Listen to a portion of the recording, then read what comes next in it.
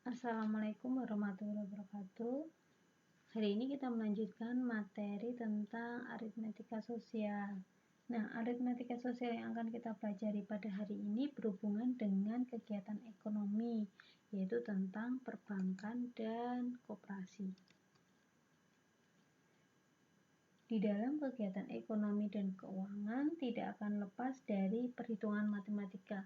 Contohnya misalkan seorang pengusaha yang ingin menjalankan usahanya, dia harus berurusan dengan bank.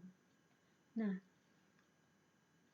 terkadang bank tersebut digunakan untuk menyimpan uang, namun terkadang pula bank tersebut digunakan sebagai tempat untuk meminjam uang, dan uang tadi akan digunakan untuk menjalankan usahanya. Nah, di lingkungan sekitar kita sering menjumpai bahwa contoh misalkan seseorang membeli mobil secara angsuran dengan bunga 10% per tahun, atau misalkan seseorang meminjam uang di bank dengan bunga 2% per bulan. Di sini ada kata-kata bunga. Apa itu bunga? Bunga adalah jasa berupa uang yang dibayarkan dari pinjaman atau simpanan yang dibayarkan dalam jangka waktu yang telah disepakati bersama. Nah, bunga itu ada dua macam, bunga tunggal dan bunga majemuk. Bunga tunggal itu dihitung berdasarkan modal yang sama setiap periode. Contohnya misalkan yang ini. Seseorang meminjam uang di bank dengan bunga 2% per bulan. Jadi misalkan dia meminjam uangnya sebesar 1 juta. Nah, berarti untuk besar bunganya berarti kan 2%, artinya 2/100 kali 1 juta. Coret 02. Oke, berarti ini dia 20.000. Bunganya sebesar 20.000. Karena ini tadi bunga tunggal, maka si peminjam tadi harus membayarkan bunga setiap bulannya sebesar 20.000. Nah, ini ada beberapa rumus tentang bunga tunggal. Jadi di sini ada dua macam. Untuk yang pertama, untuk tabungan. Tabungan itu untuk mencari bunga tabungan bisa dicari dari persentase bunga dikali tabungan awal. Lalu yang kedua, jumlah tabungan akhir. Itu bisa dicari dari tabungan awal ditambah total bunganya. Untuk yang ketiga, mencari persentase bunga itu bisa dicari dari bunga dibagi tabungan awal dikali 100%. Yang kedua, tentang pinjaman. Jadi untuk mencari bunga pinjaman itu juga sama caranya kayak tabungan tadi. Jadi persentase bunganya dikali pinjaman awal. Untuk total jumlah pinjaman bisa dicari dari pinjaman awal ditambah total bunganya. Nah, untuk biar lebih jelasnya, coba kalian perhatikan beberapa contoh berikut. Untuk yang pertama, contoh pertama, di sini Bu Yuli menabung di sebuah bank sebesar 10 juta rupiah. Bank tersebut memberikan bunga 2% setiap bulan. Berapa jumlah tabungan Bu Yuli setelah 8 bulan? Nah, biasanya kalau untuk soal cerita kayak gini, biar kalian lebih mudah menyelesaikannya, tulis terlebih dahulu apa yang diketahui dan apa yang ditanyakan. Jadi di sini yang diketahui yang pertama tadi dia menabung sebesar 10 juta. Berarti tabungan awalnya 10 juta. Lalu di sini ada bunga 2% setiap bulan. Lalu yang ditanyakan adalah tabungan setelah 8 bulan. Oke, yang langkah pertama kita cari bunganya terlebih dahulu, bunga selama 1 bulan. Berarti 2% kali tabungan awal 10 juta. 2% itu artinya 2/100 kali 10 juta. Itu besarnya 200.000. Lalu langkah kedua, kita cari bunga selama 8 bulan. Karena tadi yang ditanyain adalah tabungan setelah 8 bulan. Jadi bunga selama 8 bulan itu sebesar 1.600.000. Untuk langkah ketiga, kita cari besar tabungan setelah 8 bulan. Berarti tabungan awal ditambah bunganya itu. Berarti tabungan awalnya 10 juta ditambah bunganya yang 1.600.000. Maka tabungan Bu Yuli setelah 8 bulan sebesar 11.600.000.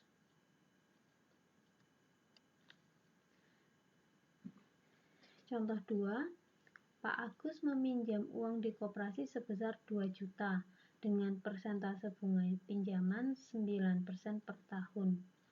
Berapa besar pinjaman Pak Agus setelah 6 bulan? Jadi kita tulis terlebih dahulu apa yang diketahuinya.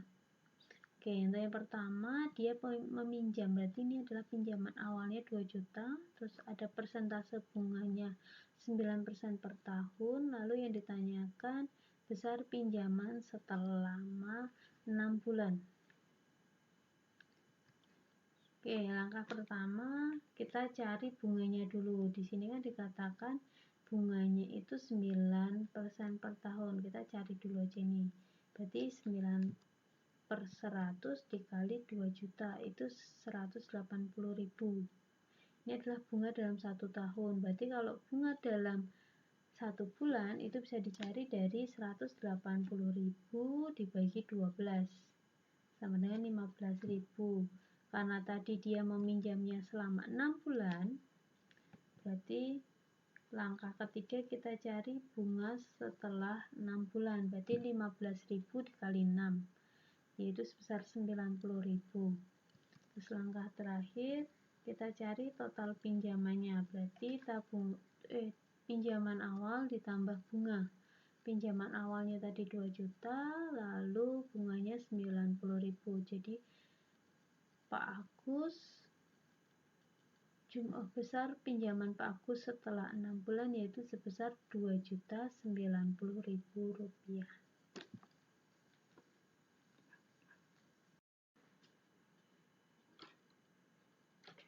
Oke, lanjut ke contoh soal nomor 3. Pak Dedi meminjam uang di bank sebesar 500.000. Setelah sekian bulan, uang tersebut berbunga menjadi 590.000. Jika bunga yang ditetapkan di bank tersebut sebesar 12% per tahun, tentukan lama Pak Dedi meminjam uang tersebut. Oke. Kita tulis yang diketahui. Di sini ada pinjaman awalnya 500.000, lalu total pinjamannya 590.000, lalu bunganya itu 12% setahun. Ditanyakan lama Pak Dedi meminjam uang. Jadi yang pertama kita cari dulu aja bunga 12% setahun ini. Nah, ini berarti bunganya bisa dicari dari persentasenya tadi 12/100%, oke, dikali 500.000. Nah, aku coret nolnya 2, aku coret 2, 12 kali 5 60 tambah 0 3. Oke, berarti ini adalah bunga selama setahun atau selama 12 bulan. 60.000. Nah, tadi kan dia pinjamnya 500.000, lalu total pinjamannya jadi 590.000. Nah, selisih di sini ini dinamakan bunganya. Jadi 60.000 tadi bunga selama 12 bulan.